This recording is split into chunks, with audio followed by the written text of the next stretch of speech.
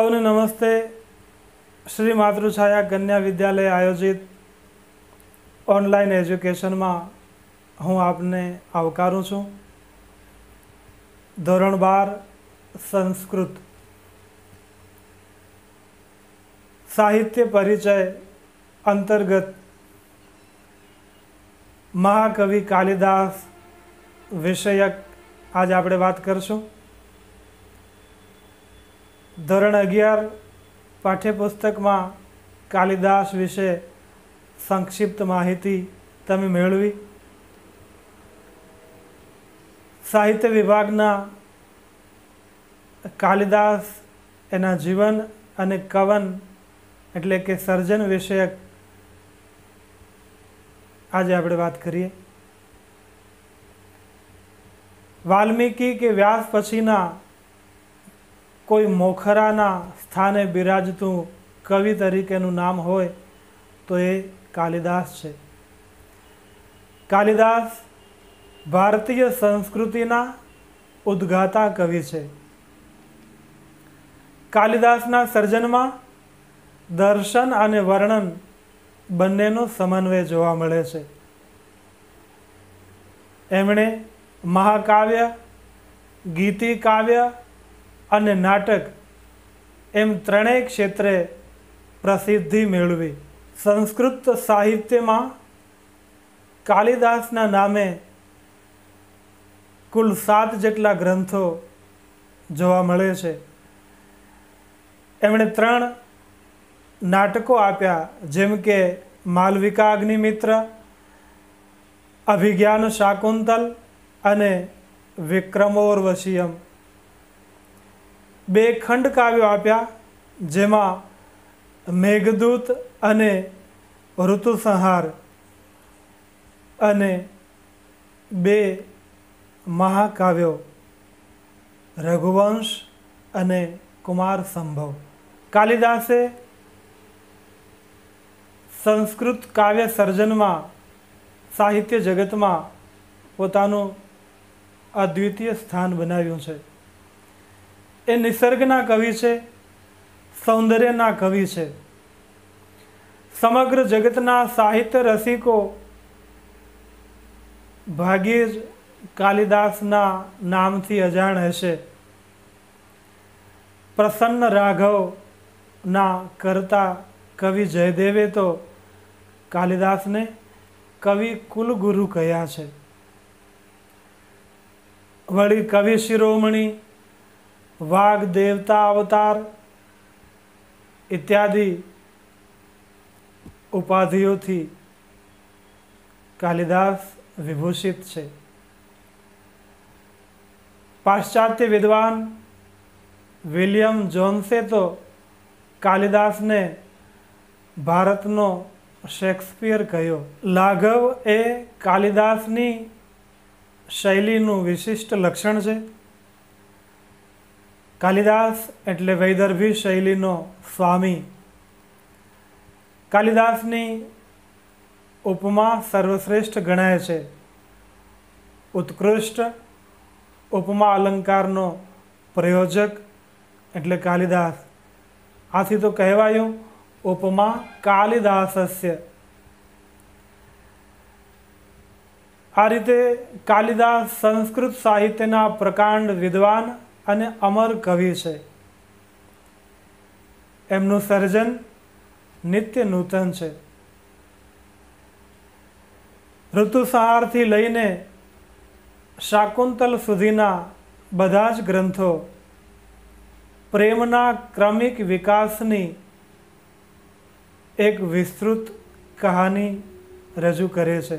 આ 7 કૃતિઓ એમની વિદ્વાનોએ સ્વીકારી છે, જેમ કે ઋતુસંહાર, વિક્રમોર્વશીયમ, મેઘદૂત, કુમાર સંભવ, માલવિકા અગ્નિમિત્ર, રઘુવંશ, અભિજ્ઞાન શાકુંતલ। આ બધા સર્જનો વિદ્વદગણે કાલિદાસના કર્તૃત્વ વિશે એમની રચના છે એવું સ્વીકાર્યું છે। કાલિદાસના જીવન વિશે તથ્યયુક્ત માહિતી ખાસ સાંપડતી નથી. પાશ્ચાત્ય વિદ્વાનો ભારતીય ઇતિહાસમાં રહેલા અંધારા વિશે માર્મિક નિવેદન કર્યું છે. Indian has no sense of history. ભારતીયો પાસે ઇતિહાસની જાળવણી વિષયક સેન્સનો અભાવ છે, એવી ટકોર એમણે કરી. એ વાત અહીં સાચી પડે છે, કારણ કે કાલિદાસના જીવન વિષયક તથ્ય એટલે કે પ્રમાણભૂત માહિતી આજ ઉપલબ્ધ નથી. કાલિદાસને લોકો પોતાની કલ્પના દ્વારા લોકમાનસ કાલ્પનિક પુષ્પો ચડાવી અને કાલિદાસના જીવનને એક યા બીજી રીતે દંતકથા રૂપે વર્ણવે છે. કેમ કે ઐતિહાસિકતાનો અભાવ હોય ત્યાં સ્વાભાવિકપણે એને દંતકથા માનવી જ પડે. કાલિદાસે અમુક શ્લોક, અમુક પાદપૂર્તિ આધારિત એના સમય વિશે લોકો વિદ્વત્ગણો અનુમાન કરતા હોય છે. કમલે કમલોત્પત્તિ શ્રૂયતે ન તુ દૃશ્યતે બાલે તવ મુખાંબુજે કથમ ઇન્દિવરદ્વયમ. આવી પાદપૂર્તિઓ પરથી વિદ્વાનો અનુમાન કરે છે કે કાલિદાસ કુમારદાસના સમકાલીન હતા. કાલિદાસના જીવન વિશે માહિતી ન હોય તો સ્વાભાવિક છે કે એના જન્મસ્થળ વિશેની માહિતી એમાં પણ મતભેદ પ્રવર્તે. કાલિદાસના વર્ણનોમાં ઉજ્જયિની પ્રત્યેનો એનો પક્ષપાત, એનો વ્યક્તિગત અનુરાગ એ ધ્યાને લેતા વિદ્વાનો એને ઉજ્જયિનીનો નિવાસી હોય એમ માને છે. કાલિદાસના સમયને સચોટપણે આલેખવો એ તો દુષ્કર છે, છતાં પણ બાહ્ય અનુમાનો આધારિત કહી શકાય કે કાલિદાસ ઈસવીસન પૂર્વેની પહેલી સદીમાં થયા હોય એ સંભવ છે. કાલિદાસના ત્રણેય નાટકોના નાંદી શ્લોકમાં ભગવાન શિવની સ્તુતિ હોવાથી વિદ્વાનો એને શૈવ માર્ગી માને છે. જયદેવના શબ્દોમાં કહીએ તો કાલિદાસ અજોડ કવિ છે. પુરા કવિનામ ગણના પ્રસંગે કનિષ્ઠિત કા અધિતિષ્ઠત કાલિદાસા અદ્યાપિ તત્તુલ્ય કવેરભાવાદ અનામિકા સાર્થવતી બભૂવ. આવું કહી કવિ જયદેવ એને અજોડ કવિ કહે છે. એક લોકો માન્યતા એવી છે કે ભગવતી કાલીની ઉપાસનાથી એ વિદ્વત્તાને પ્રાપ્ત કરી માટે કાલિદાસ કહેવાયા. ઉત્સવ પ્રિયા ખલુ મનુષ્યા કહેનારો કાલિદાસ સાચા અર્થમાં ઉત્સાહપૂર્વક એમણે પોતાના ગ્રંથોને વાચા આપી. અસ્તિ કશ્ચિત વાગ વિશેષ આ પ્રશ્નના જવાબ સ્વરૂપે એણે જુદા જુદા ગ્રંથો આપ્યા. ધોરણ 12 અભ્યાસક્રમમાં કાલિદાસના 2 મહાકાવ્યો રઘુવંશ અને કુમાર સંભવ એની વાત આ લેખાઈ છે. તો આવો આ બંને મહાકાવ્યોને પણ સવિસ્તર સમજીએ. રઘુવંશ એ કાલિદાસનું ઉત્કૃષ્ટ કોટીનું મહાકાવ્ય છે. ભાષા, ભાવ, પ્રકૃતિ નિરૂપણ અને સુરેખ વર્ણન માટે રઘુવંશ સદા અમર છે. રઘુવંશ કાવ્ય દ્વારા કાલિદાસ પણ રઘુકાર આવા ઉપનામથી પ્રખ્યાત બન્યા. રઘુવંશમાં રાજા રઘુના પ્રતાપી રાજાઓનું યશોગાન કરવામાં આવ્યું છે. અહીં દિલીપથી માંડીને અગ્નિવર્ણ સુધીના એમ કુલ 29 રાજાઓની જીવન સરણી રજૂ કરી છે. રઘુવંશમાં કોઈ એક નાયક કે એક નાયિકા નથી, કારણ કે જે મહાગ્રંથમાં, જે મહાકાવ્યમાં 29 જેટલા રાજાઓનું નિરૂપણ હોય તો સ્વાભાવિક છે કે અહીં નાયક અને નાયિકાનું બાહુલ્ય હોય જ. રઘુવંશ એ કાલિદાસની પરિપક્વ પ્રજ્ઞાનો પરિપાક છે. રઘુવંશ સંસ્કૃત સાહિત્યનો અમર ગ્રંથ છે. અહીં આપેલી ઉપમાઓ એ પણ અદ્ભુત છે. વાગર્થાવિવ સંપૃક્તૌ વાગર્થ પ્રતિપત્તયે જગતઃ પિતરૌ વંદે પાર્વતી પરમેશ્વરૌ. આવા વંદન સૂચવતા નાંદી શ્લોકમાં જ ઉપમાથી શરૂઆત કરી અને કાલિદાસ પોતાની લેખનની એક વિશિષ્ટતા છતી કરે છે. રઘુવંશ 19 સર્ગનું મહાકાવ્ય છે. પ્રતાપી રાજાઓના વર્ણન સાથે અયોધ્યાના રાજા દિલીપ અને રાણી સુદક્ષિણાને પુત્ર નથી એના કથાનકનું નિરૂપણ આ પ્રમાણે છે. નંદિની નામની ગાય, એ ગાયની સેવાના ફળ સ્વરૂપે રાજા દિલીપ અને રાણી સુદક્ષિણાને પુત્રની પ્રાપ્તિ થાય છે અને પુત્ર એટલે રઘુ. એ પ્રતાપી પુત્ર જેના નામ પરથી આખો વંશ ઓળખાયો રઘુવંશ તરીકે. રઘુ રાજાએ વિશ્વજીત નામના યજ્ઞમાં પોતાની તમામ સંપત્તિ દાનમાં આપી દીધી. એનું કાલિદાસે અદ્ભુત વર્ણન કર્યું છે. તે પછી રાજા અજના જીવનને આલેખ્યો છે. અહીં ઇન્દુમતી સ્વયંવર અને અજ વિલાપ આ બે પ્રસંગો રઘુવંશની શોભામાં વધારો કરે છે. રાજા દશરથ એનું વ્યક્તિત્વ નિરાળું છે. દશરથના જીવન નિરૂપણ બાદ ભગવાન રામનું ચરિત્ર કાલિદાસે આલેખ્યું છે રઘુવંશમાં. પોતાના મૌલિક વિચારો દ્વારા રામ ગુણગાન, રામ યશોગાન સુંદર રીતે કર્યું છે. સીતાના ત્યાગના પ્રસંગને કાલિદાસે એકદમ કરુણ રીતે, હૃદયસ્પર્શી રીતે આલેખ્યું છે. રામકથા પછી કૃષ્ણનું ચરિત વિગતે વર્ણવાયું છે.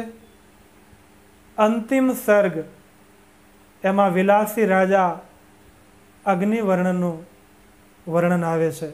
આ રીતે કવિ કાલિદાસે રઘુવંશમાં પ્રતાપી રાજાઓના જીવન ચરિત્રને સુભગ રીતે વાચા આપી છે. પુષ્કળ વર્ણનો દ્વારા રઘુવંશ મહાકાવ્ય સમૃદ્ધ છે. આથી તો કેટલાક વિદ્વાનો રઘુવંશને ચિત્રશાળા કહે છે. પાશ્ચાત્ય વિદ્વાન રાઇડરના મતે રઘુવંશમાં એક સૂત્રતાનો અભાવ વર્તાય છે. રઘુવંશના પ્રત્યેક સર્ગમાં હૃદય રંજનની પર્યાપ્ત સામગ્રી આલેખાઈ છે. અભિતપ્ત મયોપી માર્દવમ ભજતે કૈવ કથા શરીરીષુ રઘુવંશના 8મા સર્ગમાં અદ્ભુત રીતે કહેવાયું છે.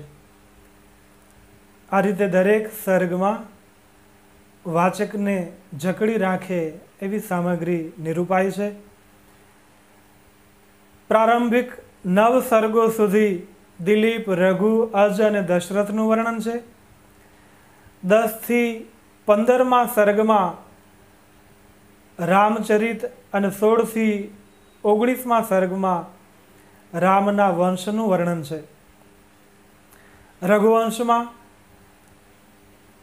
કાલિદાસની પરિપક્વ પ્રજ્ઞા તથા પ્રૌઢ પ્રતિભાનું સુંદર નિરૂપણ થયું છે. આલંકારિકોએ રઘુવંશને લક્ષિત મહાકાવ્યનું સર્વોત્તમ નિદર્શન માન્યું હોવાથી અહીં મહાકાવ્યમાં હોવા જોઈએ એ બધા જ લક્ષણો વિદ્યમાન છે. રઘુવંશમાં શૃંગાર, વીર, કરુણ તથા શાંત એમ ચારેય રસોનું સમ્યક નિરૂપણ જોવા મળે છે. તો આ વાત થઈ રઘુવંશની. આવો હવે એક નજર કરીએ મહાકવિ કાલિદાસના કુમાર સંભવ પર. કુમાર સંભવ એ 17 સર્ગમાં નિરૂપાયેલું સુંદર મહાકાવ્ય છે. અહીં કુમાર એટલે કે શિવ પાર્વતીનું સંતાન કાર્તિકેય એના સંભવ એટલે કે જન્મની કથા નિરૂપાય છે. તારક નામનો રાક્ષસ જે દેવોને કંડળે, ત્રસ્ત થયેલા દેવો બ્રહ્માજી પાસે પોતાની વ્યથા રજૂ કરે અને બ્રહ્માના કહ્યા પ્રમાણે તારકાસુર ત્યારે જ આ ધરતી પર હણાય કે જ્યારે હિમાલય પુત્રી ઉમા અને ભગવાન શિવના લગ્ન થાય અને દંપતી એમનું એક સંતાન કુમાર જન્મે. એ કુમાર તારકાસુરને હણે. તો તારકાસુરના વધ માટે શૈલજા, પાર્વતી અને સદાશિવ ભગવાન શંકર એના લગ્નની વાત અને દાંપત્ય જીવનના ફળ સ્વરૂપ પુત્ર પ્રાપ્તિ જેનું નામ કુમાર એ વર્ણન એટલે કુમાર સંભવ. કુમાર સંભવમ, શંકર પુત્ર કાર્તિકેય કુમારના સંભવ એટલે કે જન્મનું વર્ણન. બીજો અર્થ વિદ્વાનો આ રીતે કરે છે. કુમાર, કુ એટલે અનિષ્ટ અને માર હણનાર. અનિષ્ટને હણનાર એવા શિવપુત્રનો સંભવ જન્મ એટલે કુમાર સંભવ. ઉમાશંકર જોશી કુમાર સંભવને વિવાહ યજ્ઞનું કાવ્ય એ રીતે ઓળખાવે છે. કુમાર સંભવમાં માનવ સુલભ ઉર્મિઓ સંવેદનાઓનું નિરૂપણ થયું છે. શૃંગાર પરિપૂર્ણ વર્ણન નૈપુણ્ય કુમાર સંભવ કાવ્યને શ્રેષ્ઠ કોટીનું બનાવે છે. અહીં કુલ 17 સર્ગો રઘુવંશની અપેક્ષાએ વિદ્વાનોના અભિપ્રાય અનુસાર આ મહાકાવ્ય પ્રાથમિક છે એટલે કે રઘુવંશની સરખામણીએ પ્રાથમિક છે. કુમાર સંભવમાં પુરુષ અને પ્રકૃતિના સંયોજનનું પ્રતીક પણ વિદ્વાનો માને છે. કેટલાક વિદ્વાનો કુમાર સંભવને આધ્યાત્મિક પ્રેમના પ્રતીક તરીકે ઓળખાવે છે. કુમારસ્ય સંભવો નામાભિત મહિમા ચેતિ યસ્મિન કાવ્યે તત્ કુમાર સંભવમ. કુમાર સંભવની કથા શિવપુરાણ સાથે મળતી આવે છે. એની ભાષા સરળ, સરસ, સુબોધ અને પરિષ્કૃત છે. કુમાર સંભવ શૃંગાર રસ પ્રધાન કાવ્ય છે. અહીં પ્રયોજાયેલી સૂક્તિઓ પણ અદ્ભુત છે. ન ધર્મ વૃદ્ધેષુ વયઃ સમીક્ષ્યતે, સ્તોત્રમ કસ્ય ન તુષ્યતે. આવી સૂક્તિઓ પણ અદ્ભુત સ્થાન ધરાવે છે. હિમાલયનું વર્ણન, તારકાસુરના વિનાશ માટે બ્રહ્માએ સૂચવેલ ઉપાયનું વર્ણન, વસંત વર્ણન, મદન દહન એટલે કે કામદેવને ભગવાન સદાશિવે બાળીને રાખ કર્યો એ પ્રસંગ, કામદેવના મૃત્યુ પછી એની પત્ની રતિ જે વિલાપ કરે છે એ રતિના વિલાપનું હૃદયદ્રાવક વર્ણન, પાર્વતીના તપનું વર્ણન, તપસ્વીની પાર્વતી સમક્ષ બ્રહ્મચારી રૂપે આવેલા શિવે કરેલી પરીક્ષા એ વર્ણન પણ અદ્ભુત છે. અને અંતે પાર્વતીનો ભગવાન શિવ સ્વીકાર કરે છે. આ બધા વર્ણન અદ્ભુત છે. કાલિદાસની શૈલીમાં એની કલમે લખાયેલા અજોડ વર્ણનો છે. 9મા સર્ગથી 17મા સર્ગ સુધી કુમાર કાર્તિકેયના જન્મથી માંડી અને જન્મના હેતુ સ્વરૂપ તારક અસુરને મારવાની વાત, આ બધા જ વર્ણનો આ મહાકાવ્યમાં વિદ્યમાન છે. સાહિત્ય વિભાગ અંતર્ગત કાલિદાસના જીવનની વાત, એની વર્ણન કુશળતા વિષયક વાત, રઘુવંશ અને કુમાર સંભવ આ બંને મહાકાવ્યોનું વર્ણન વૈશિષ્ટ્ય, કવિની નિરૂપણ કળા એની વાત કરી. સ્વાધ્યાયની નોટબુકમાં સાહિત્ય વિભાગમાં કાલિદાસ જીવન અને એના 2 મહાકાવ્યો રઘુવંશ અને કુમાર સંભવ એની નોંધ સૌએ લખી લેવી. સૌને વંદન, શુભકામના.